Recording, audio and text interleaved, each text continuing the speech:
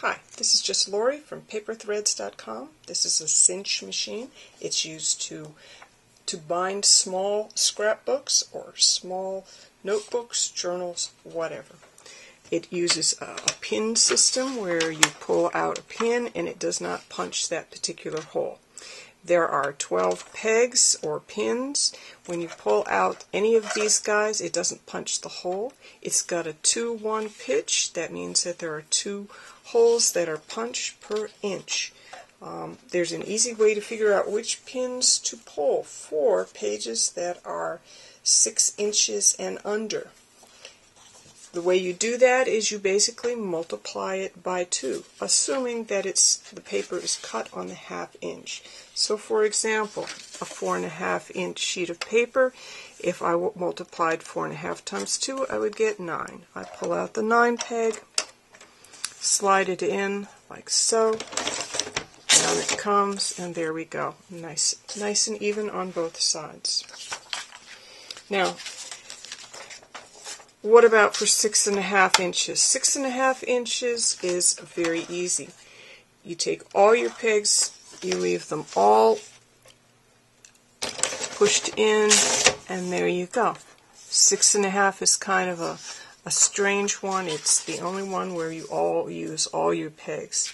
If you have something that is above 6.5 inches, then you're going to have to use a registration pin, which is over here on the side, and line things up. This is 8. So what we're going to do with 8 is we're going to push this all in, push it all in like so.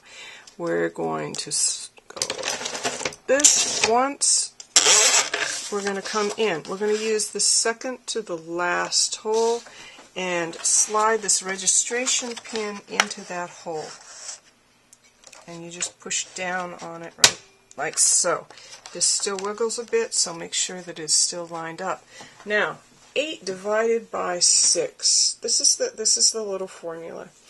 If you have something that's greater than the 6, then you take 8 divided by the 6, and you're going to have a remainder of 2.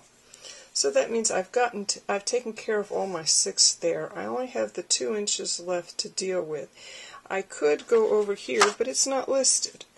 But so I'll take that 2 and I'll multiply it times 2. That gives me 4. I go back to that original thing. And so I pull out the 4 pegs, slide it down, lift up on the registration. There we go. Works just fine. That's the 8. If I wanted to do something that was even larger, then say for example 16. 16 would be 16 divided by 6. That would be 2 with a remainder of 4. So that means that I would do all the pegs twice. I would have a remainder of 4. I would take that 4 and I would multiply it by 2 and get 8. So let's try it. So we come all the way across. We want all the pegs in. I have one. Let's make sure that they're all in. So we go 1. Now we pull it out here. We go to the second to the last hole. We slide the registration peg into it. And this, okay, so now this is 16 divided by 6 and it's 2. So this is the second one. Okay, now we have a remainder of 4. 4 times 2 is 8. So we're going to pull peg 8. But we also need to reset up the registration, so go to the second to the last hole, press down on the registration peg, and slide it down because we've already done that. Lift up on the registration, and there we go, 16.